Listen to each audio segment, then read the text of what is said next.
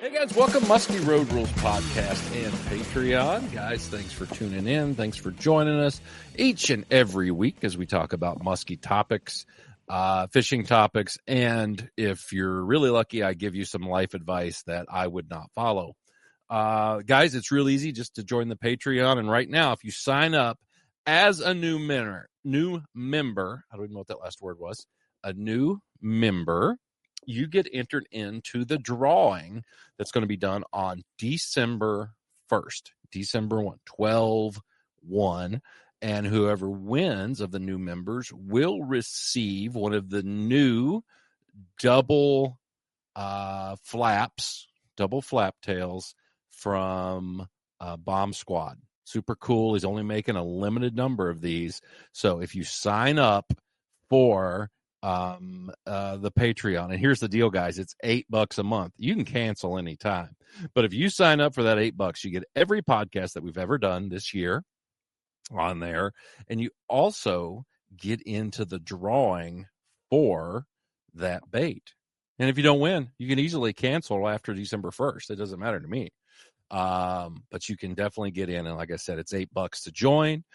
And you can cancel anytime, or you can stay on and you can listen to all the cool stuff we're doing on here. And I'm going to do more drawings, so you'll be entered to win. And it's literally $8 a month to get entered for this stuff, and you might win something pretty cool. So on this week's podcast, I got an old returner and a new guy. I have Mike Conklyn now they are what you turn up your thing.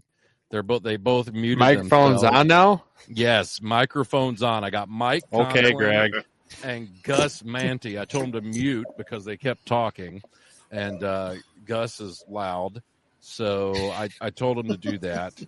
But these guys, we're going to be talking this time. Mike, he's from Conklyn Lures. Not sure if how many of you guys have used him or not, but Mike's got a pretty cool looking glide bait that's kind of unique that I think is pretty cool. And then Gus has actually fished them and has some things to say about it. And we're also going to get kind of a year-end review from Gus of how things were up there in the Eagle River area. So we've got a lot of cool stuff here for you tonight. And like I said, make sure you check out Patreon. Go to patreon.com and sign up, and you'll be entered to win that flap tail, that double flap from Bomb Squad. So pretty neat little dealio there, just in time for Christmas. Mike, how you doing? Good. How about yourself? Oh, I'm doing good. I'm setting up here in the northwest angle where there's no snow. There's just mud. Water's You're still going to open. get snow. Well, you're going to get snow, huh? I hope.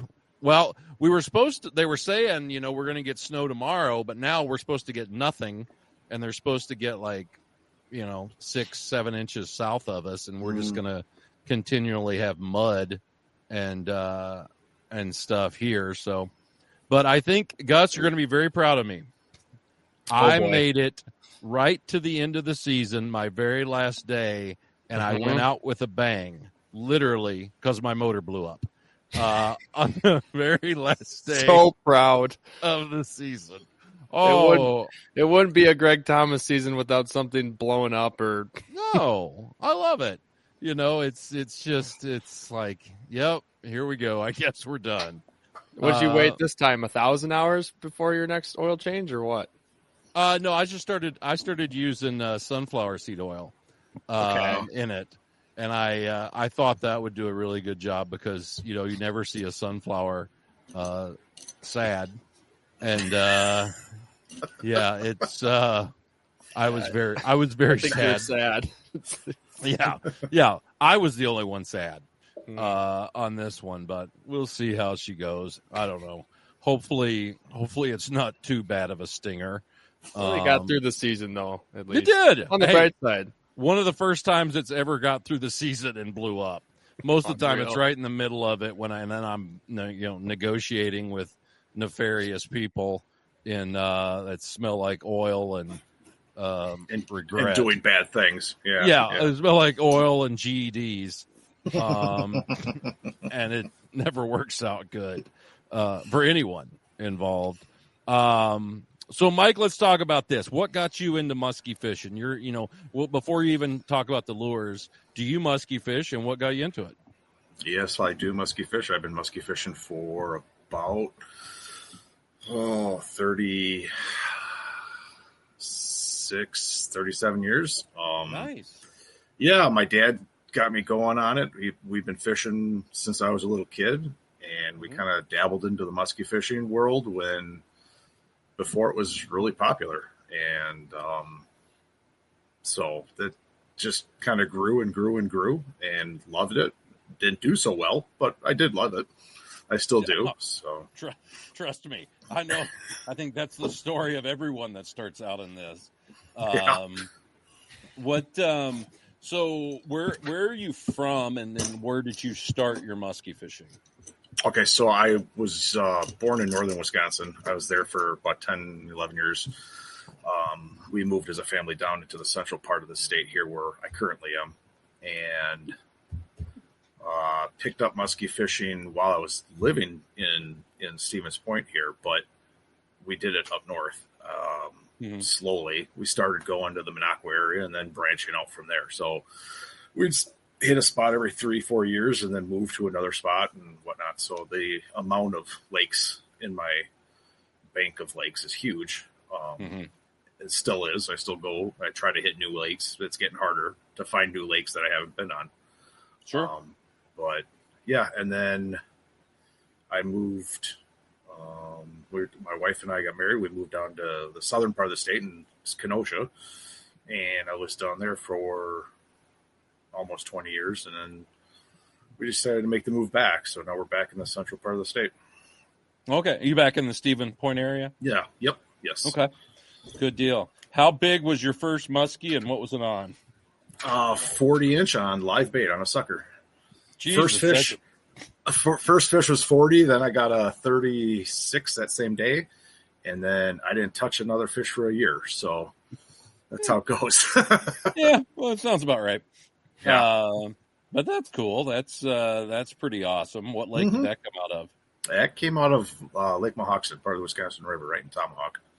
Gotcha. Gotcha. That's Brian Schaefer's area. I know Brian fishes that a lot. Yeah, that's where a lot of my teeth got cut out there. My musky teeth got. That's where we spent a lot of weekends. Sure. So, what got you in to the bait deal? I couldn't find anything that I liked that I needed to do. So the lakes that I fished in southeastern Wisconsin were very weedy. And I just talked with some friends, and it got into like modifying baits. So we just take a bait here, bait there, cut it apart. It really, kind of ballsy to take a $20-$30 bait and just destroy it to play around with it. But I wanted something that I could, the fish would hang out in the pockets in these massive weed flats. They're just huge. Well, I think you've been in that area, Greg, and Pewaukee, stuff like that. And you just got to hunt and find the holes. And so I wanted something that could work in the hole and just keep it back and forth. And that's when I came out with my original glitch, which was probably, it's been like 19 years now that I've been making it. Okay. And then it just walks side to side in it very short amount of space. So I could work it over the top of 6 inches of water over the weeds, and then just hang it in that pocket and pop it back and forth and pull those fish out of there. So let's see that bait there you're talking about. Where is Gus? Oh, no, sorry, Gus. Don't put me on the big screen. Stop it. Hold on. Gus is mad because he hit puberty about 6 weeks ago. He's got a pimple. He's getting hair in places that it's never been, and it's itchy. It's a whole thing. And his voice everywhere is changing except my too, forehead. So. Yes. Don't feel bad. So that's just your original glider right there. This is the original one. Yep, it's all solid maple. And it's perfect. It's a slower presentation, definitely. It works a lot slower, a lot tighter action. It doesn't do a wide glide. It is more like a twitch bait. It's just going to kind of pop left and right and just stay within, maybe a foot, 10 inches of path. the other thing too is it worked because a lot of the baits I were using, a lot of glide baits that I did enjoy, had a wider glide, and the fish would swing and miss. And we've all had that. I wanted something to see if I could make a little bit better hookup percentage, and I think I found it because this thing really doesn't glide; it just darts back and forth. Sure.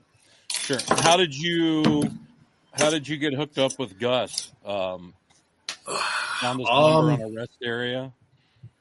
Yeah, I think so. So no, I don't. Gus, how did we? Shows? Probably.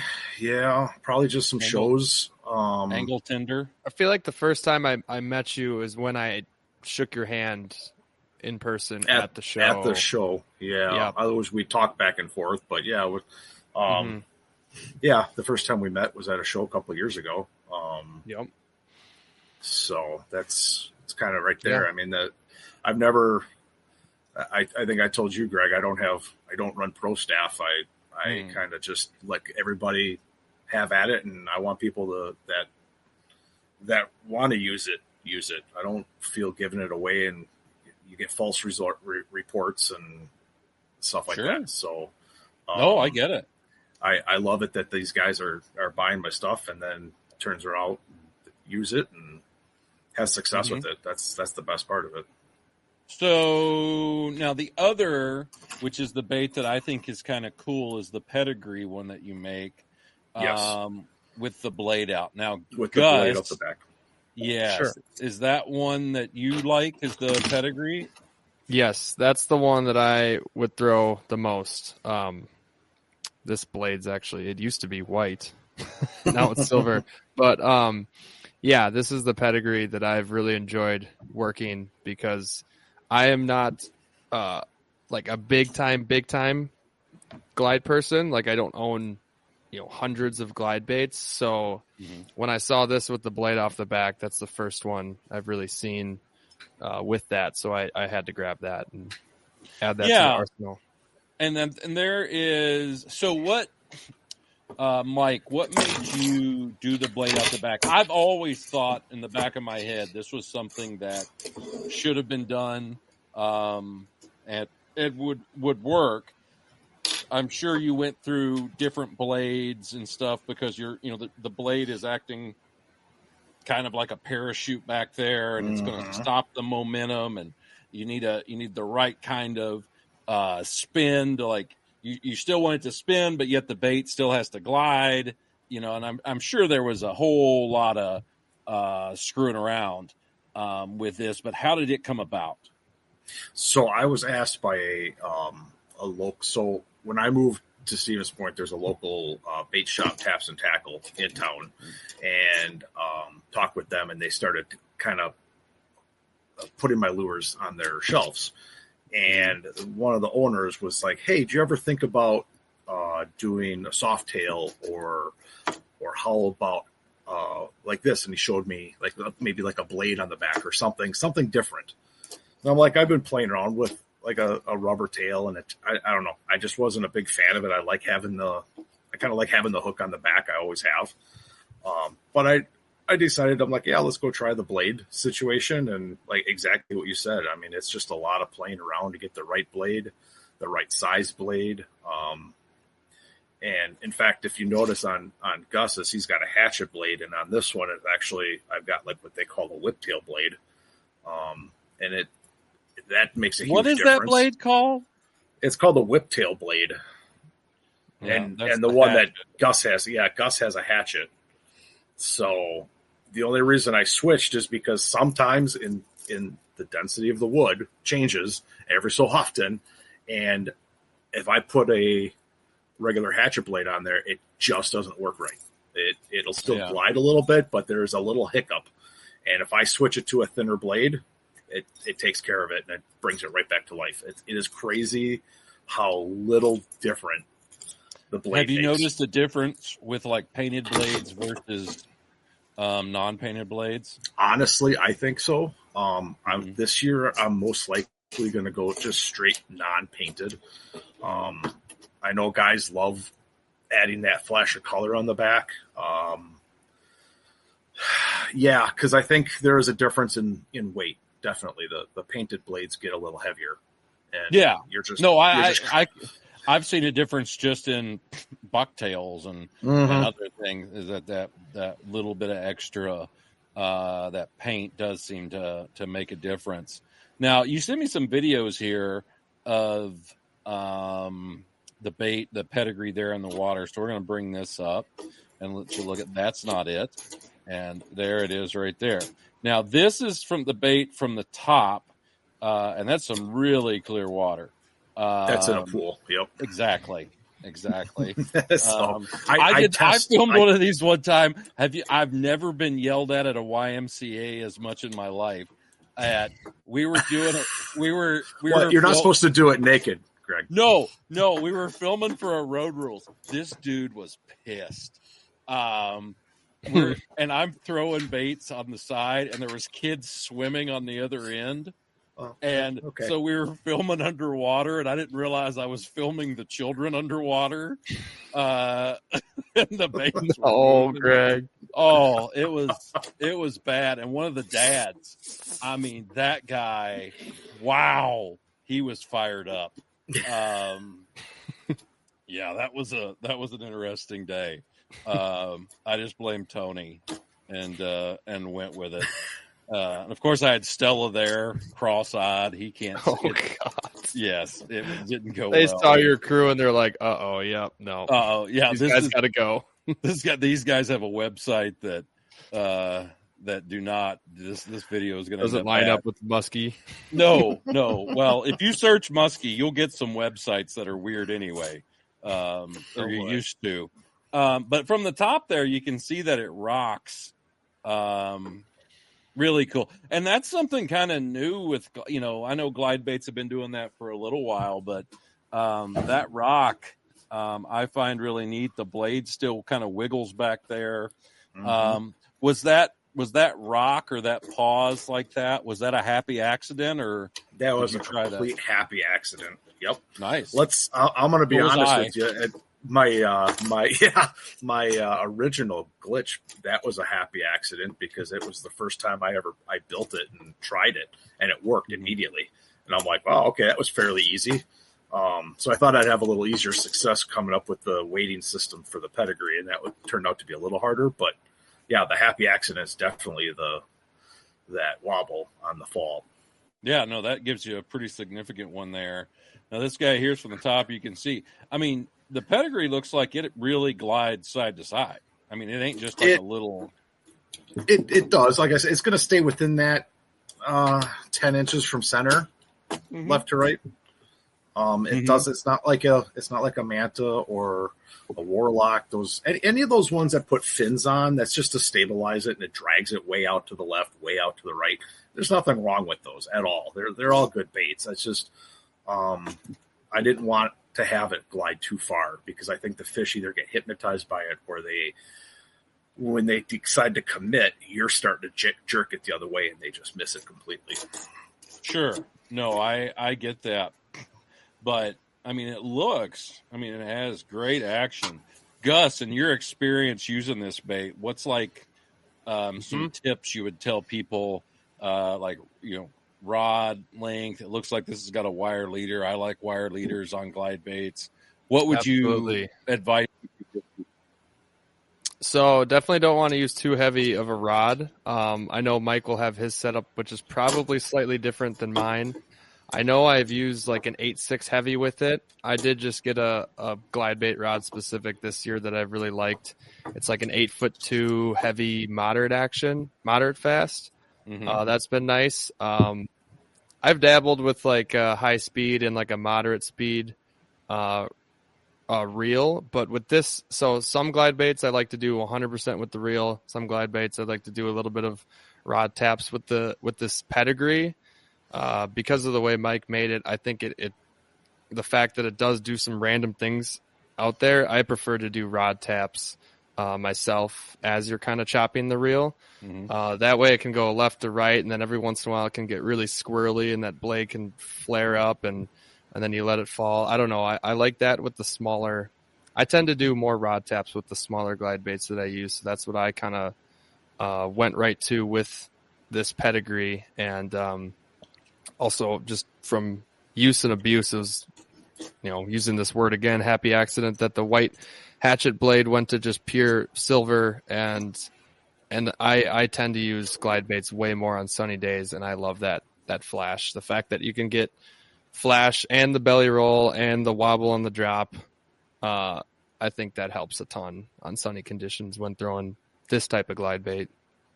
Yeah, I actually have went to a little softer rod for smaller glide baits, and I feel a softer rod. I've actually got it's an old St. Croix prototype of a 7.3 that I can work down, and like a medium heavy, or is it still a heavy? Does it just have like a moderate action? It's just a moderate action. It works great for the ones that you have to hit. So that's what I got, was the St. Croix lipstick. I think is what it's called. It's like a specific glide bait rod, and I've actually really liked it. Sure. Yeah, this was one that I used. I mean, it works great for any 6-inch glide bait. It actually works really nice for, I still really like the Squircos, and it works good for them. And it's just not super heavy. There's a little bit of give to it, so you can make that bait really jump. I love any glide bait. Now, the ones you can work with your reel are great. I think they're really good for cover and water. It's a complement to a bucktail.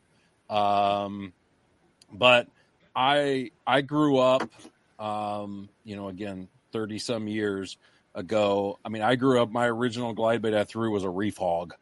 And you never knew what the hell direction that thing was going to go. Exactly.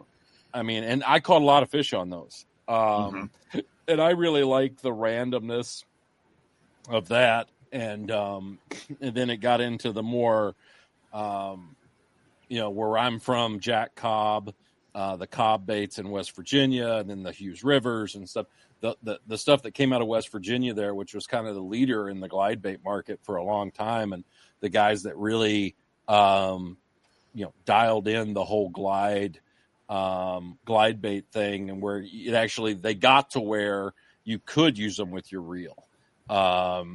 You didn't have to hit it as hard as you would with like a reef hog or some of the early glide baits. And personally, I still like to hit it some because I think that erraticness is a huge trigger for these fish. Yeah, a lot of people have a preconceived notion on how they think a bait's supposed to work. They want that left to right all the time, and I think you need to throw in something to break it up. So. Sure. No, I mean, if for any of you guys out there, if you're listening, or if you're used to throwing reef hogs, you're probably in an old age home right now, or your grandson is telling you what I'm saying. They used to jump around all over the place, and a 6-inch reef hog was such a cool little bait. That whenever my old tournament partner Groucho, when we fished together before he passed away, he threw it shit. Hell, we got a second place on Eagle River chain once on the black 6-inch reef hog, years and years ago. So yeah, I mean, it just such a great bait. We got big fish at Eagle River one time on a 6-inch reef hog in the PMT with a 42-incher. That got big fish for the tournament. Unbelievable. Doing chain things. Yeah, and scattering rice. We got it. But no, it's I like the fact that you do have to hit it some to give it that erraticness that you're talking about. And you sent me a video. You said this is of Gus. Hey, Gus, is this you? This is me. What rod is that? That looks like a nice rod. That's the other one that I used when I said 8.6. Oh, that's a medium heavy. That's a Legend Elite St. Croix medium heavy 8.6. La Tida. Yeah, that's my That's my other favorite glide bait, small glide bait rod, and then like Little Bastard, Dr. Evil, small topwaters. So this right here, it looks like, what are you fishing here? I don't care where, but is this a river? Channel between lakes. I saw this fish in like 2 feet of water. Pretty much sight fished this thing down. Okay. It was taking in a jig and inhaling it and then spitting it out before I could set the hook. So that's when I went to the glide bait. And What time of year was this? September. So they're kind of pushing around the lakes into like super stupid shallow water, and I think they were traveling between lakes. Yeah, and it looks like there's some weeds up there. Up thin in line of old milfoil. You can see the sand, thin line of like old milfoil, and then it's like the trough of like the channel where the boats go through. Yeah. So you can see this little dude here. You got it moving, and you can see you got him fired up. And it's not like he inhaled it or anything. He just kind of nipped it and allowed you to get a hookup on it there. In this deal, you can see the bait really isn't jumping super far side to side. So I do like that. No, but it's enough to get that fish to move a lot like that. Yeah, no, I mean, yeah, and he's not overly chasing it one way or the other.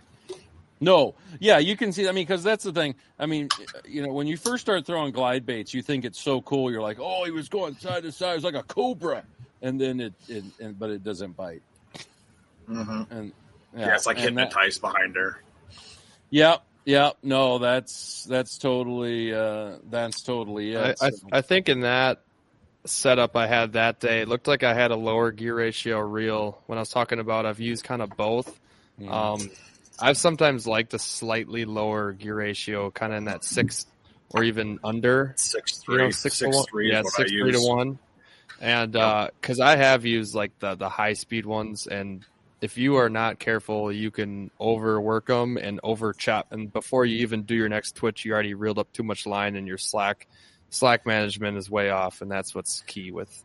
That's exactly what's key, and I think that's the biggest problem I think most people have with any glide bait is that they don't feed it slack line. You actually have to feed your rod tip back to the lure, as I say, because you need to create that slack line. So some people are like, oh, you can't work it fast. Well, you can. You have to get it down right. You Gus, I think you can. I mean, you get used to it. Mm-hmm. You chop it hard enough, but you get that slack line back in there, and that's all you need. So. Well, I also think we're in a, guys are spoiled with glide baits that don't have to work.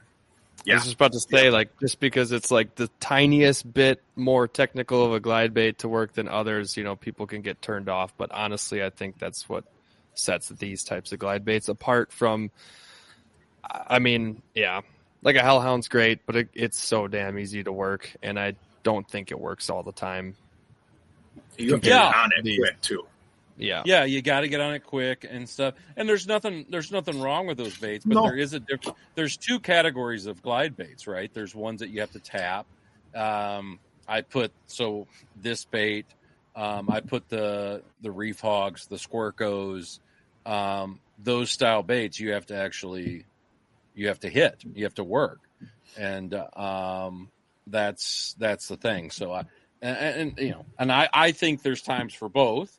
Like I said, I think like the Hellhound, the Phantoms and stuff, they make a great complement for bucktails. You can work them as fast as you want. Hell, you could troll them if you like.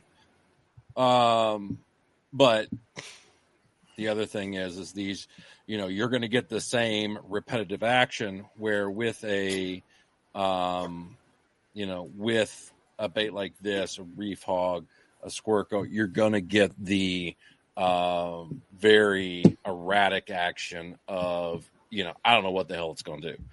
And sometimes that can be the key. Yeah, that's what the tough fish bite, needs sometimes. Tough bite in springtime. I like this one in the springtime. Yeah. And you said you got a new one coming out there, Mike? Yeah, it's kind of to suffice my Minnesota friends. They've been asking for a bigger version of it, so I came out with an 8-inch, and it's thicker, so it's weighted a little heavier, but it doesn't run any deeper. You can run it deeper and slower, but you can also, I mean, it's been used a lot this year in shallow rivers, and they keep it up, and it's been catching some good fish. But I think the size quality on the fish is much bigger this year. Okay, and that one, this thing I've been running for. Yeah, this is the bigger one, but this will be the third year I've just finished up with using it. So, okay, and is it slower? I don't just make them and release them. No, it can be. It's easier. I think it's a different beast altogether. It's a little bit easier to use, in my opinion. But yeah, you can work it fast. You can work it slow. The slower you work it, the deeper it runs. You can keep it up in that top 3 feet of water, no problem. Oh, my dog just farted. Gross. Sure it wasn't you?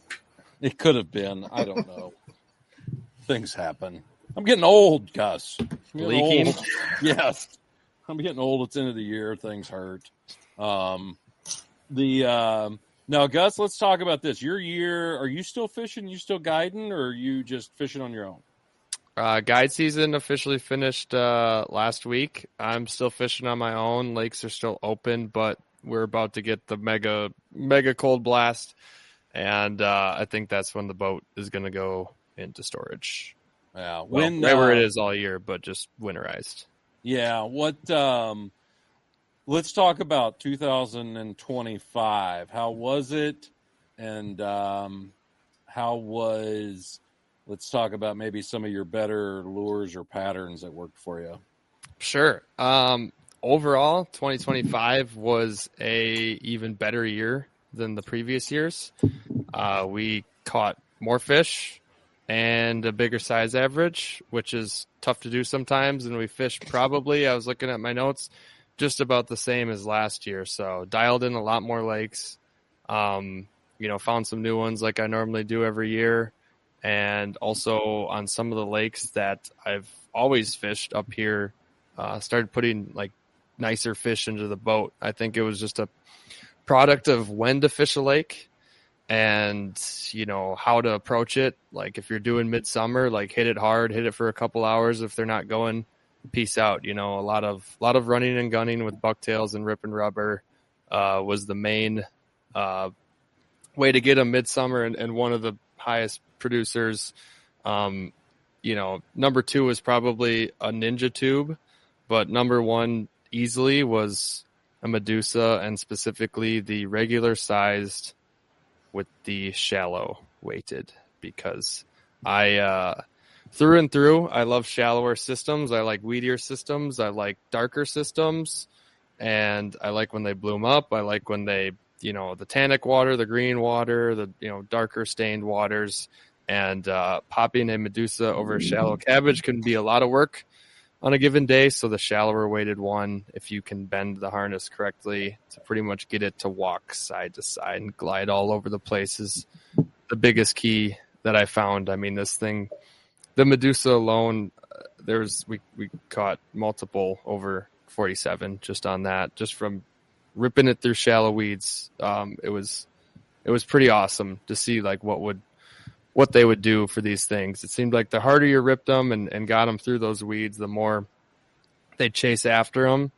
And I don't know if it's the pull of the 3 tails on this one. I had a decent year on bulldogs. Those are always good too. And tubes were good when I kind of was walking them off the edges and going a little bit deeper.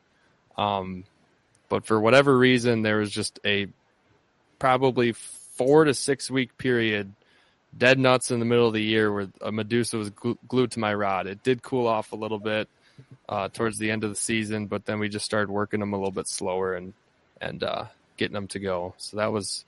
How do you go about tuning it?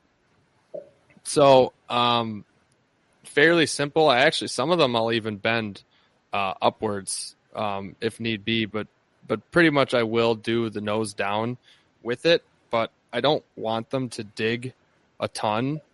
Like I want to be able to rip it really hard with the shallow weighted and also still not blow it out of the water. most of the time, actually, the bending of the bait is to make sure that it's not just going one direction to the left. And, for the most part, if you're able to buy them in person, you can kind of see from the bottom of the bait if they're lined up correctly. And usually if they're lined up on the bottom where the hooks are, they'll run great right out of the box. But if they're not, you might have to do a little bit of some bending. With the Medusa, I know some people are like, oh, it's rolling and this and that, but it's just a couple bends away from getting it to run right. And usually once it starts getting chewed too, I'm all good with that. And I used to actually boil my Medusa tails and nothing else. Now I don't even do that. I actually like having them be slightly stiff. I feel like having them pull harder, and also when they have that, they stall out in the water a little bit better too. Mm-hmm. With the tails being super soft, the bait will just start to dive really quickly, which 100% there's times a year for that. When the fish are keying in on like super hard nose diving baits, that's when I go to a tube or a bulldog. But when I want this to just be ripped hard in their face and flutter and sit there, it's the Medusa every time. Sure. All right. Well, good deal. What else have you got? So through and through, which was surprising in June, still this Huntsy tail banger did really well. And normally I'd think, July through September would be when it would crush, but actually this thing caught some incredibly nice fish in June even as well.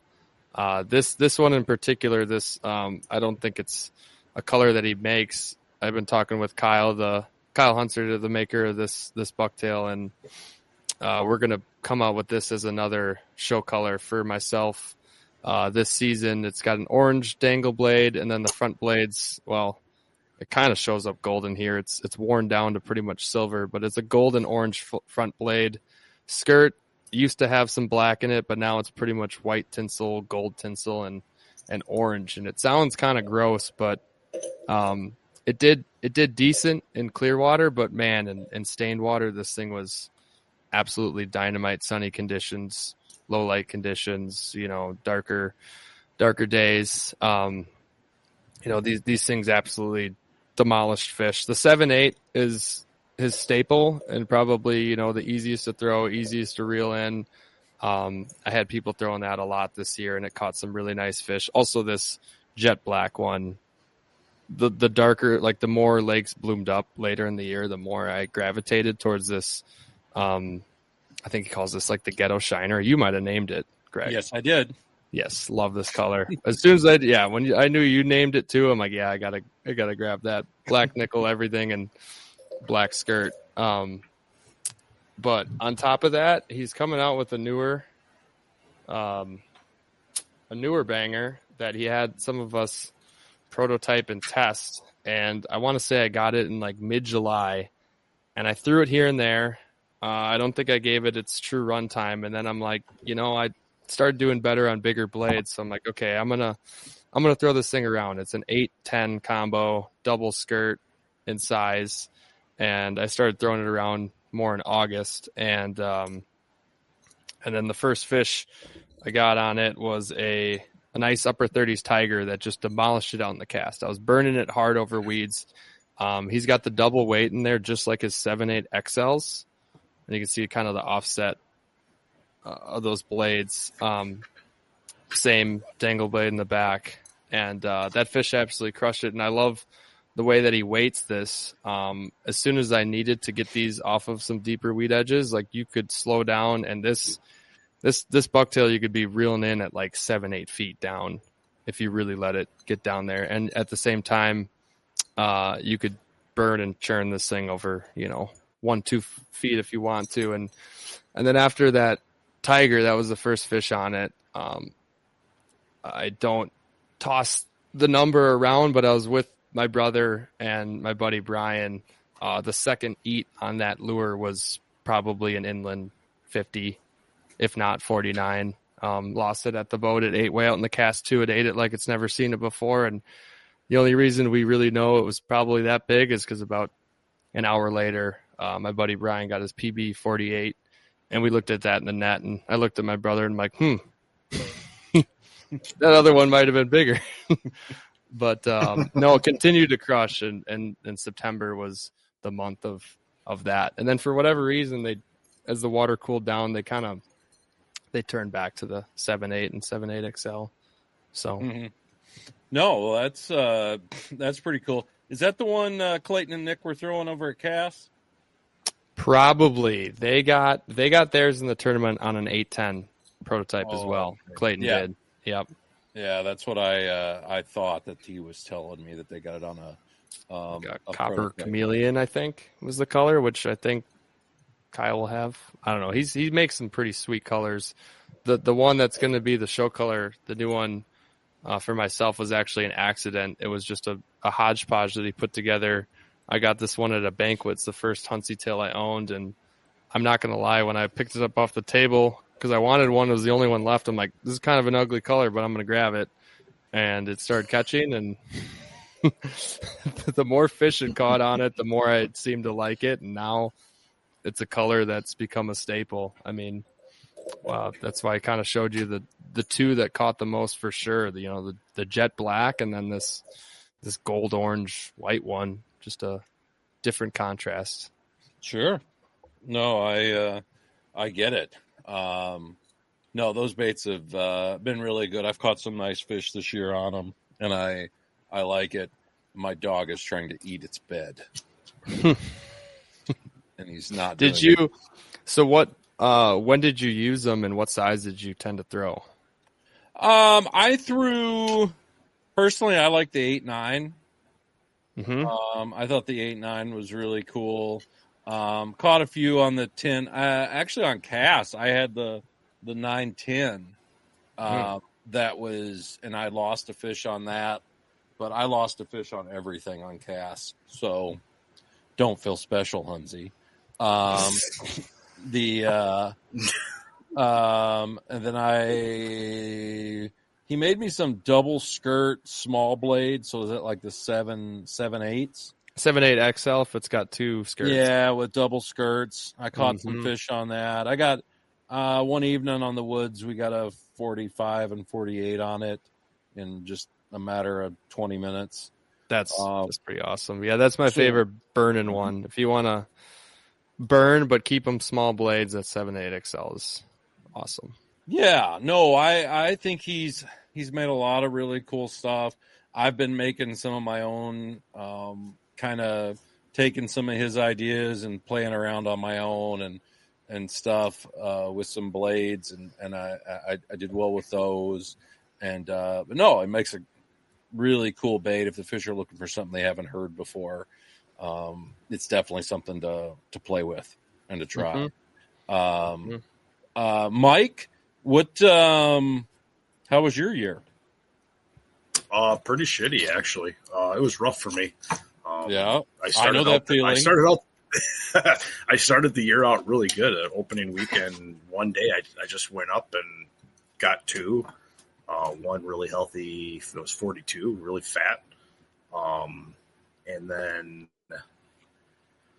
I did a lot of fishing this year on the river section, the Wisconsin River that runs about 6 miles from my house, and it was a very off year for me. A couple here, a couple there, bucktails, and then the fall kind of picked up a little bit on glides, and then I capped it off with one yesterday. I was out yesterday with my dad and got one casting. So they didn't want to touch the meat, but we got a casting, which is always better. Yeah, no, that's pretty cool. I talked to a couple of guys that actually listened to the podcast that my last day on DL caught a fish. The water was 35 degrees casting. Yeah, and it was 38. They don't feel that, you don't really feel the hit. It just feels like mush, and they don't put up a whole lot of fight at first. But when you get to the boat, then they kind of go crazy. So. Yeah. Don't get in the white van. That's exactly what they do. Mike? Where can somebody buy your baits? If I want to buy a Conklyn lure, What do I got to do? What's the password? The biggest, easiest way to get it is come to the Wisconsin Musky Expo held in Wausau every year.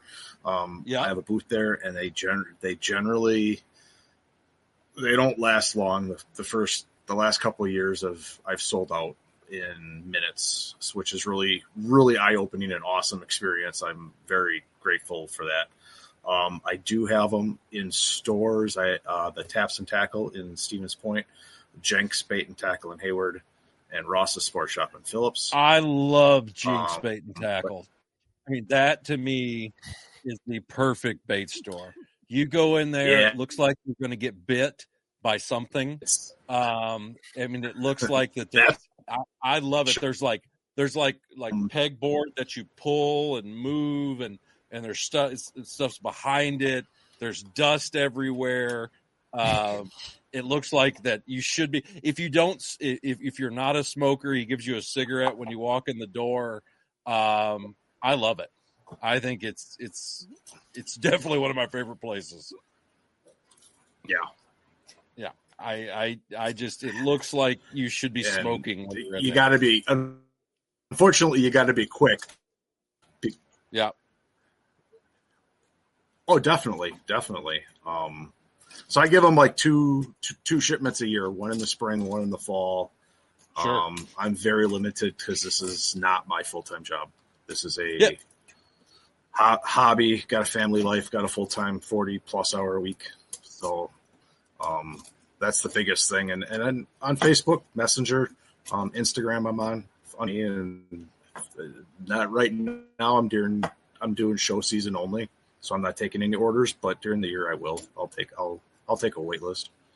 Sure. Well, that's cool, man. Hey, I'm glad you reached out to. You sent me a nice email after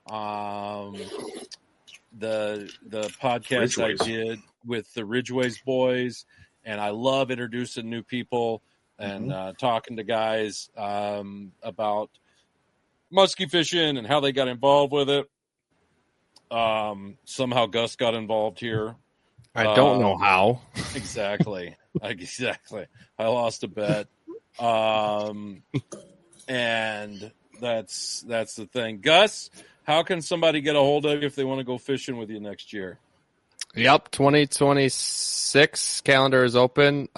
You can reach me at www.sugsfishing.com, SUGS fishing, or you can shoot me a text or call voicemail at 920-264-3816, and on Facebook, Instagram, which is Sugs Fishing Guide Service. All right. Well, good deal, guys. Thanks for coming on here. This is going to go up this week before Thanksgiving so people can eat turkey and think about you and all that wonderful stuff. And thanks for coming on. Again, Mike Conklyn. Mike, where did you go? Mike is gone. Oh, no. I think Mike just said, you know what? I'm tired of looking at your gap teeth and your smelly nose. I'm out of here. I wanted to give my thanks to you guys. Thanking Mike for making this sick glide bait. Thank you, Gregg, for putting me on the podcast randomly tonight. Yeah, I like random stuff. Random's good. But yeah, guys, remember, if you sign up for the Patreon, you still got time this week to do it. Only $8. You can cancel anytime. You'll get entered in the drawing for the double flap from Bomb Squad. They're only going to make about a couple hundred of them this year. So double flap. That sounds. I did not know they were going to make that. They're making a double flap tail. It looks really cool. Sounds really cool. Can you sign me up for it, Gregg? No, if you sign up for the Patreon, it's $8. Just sign up one time. Jesus Christ. Dang it. Mike just texted me here. Lost connection. Well, Mike, that's fine. So, guys, thanks for listening. Thanks for tuning in. Gus, stay on for just a... Mike's coming back on. He's trying to. He's just a spinning wheel here of disaster. Hi, Mike. Hey. I was just telling the guys, thanks for coming on and stuff, and just stay hooked up with me.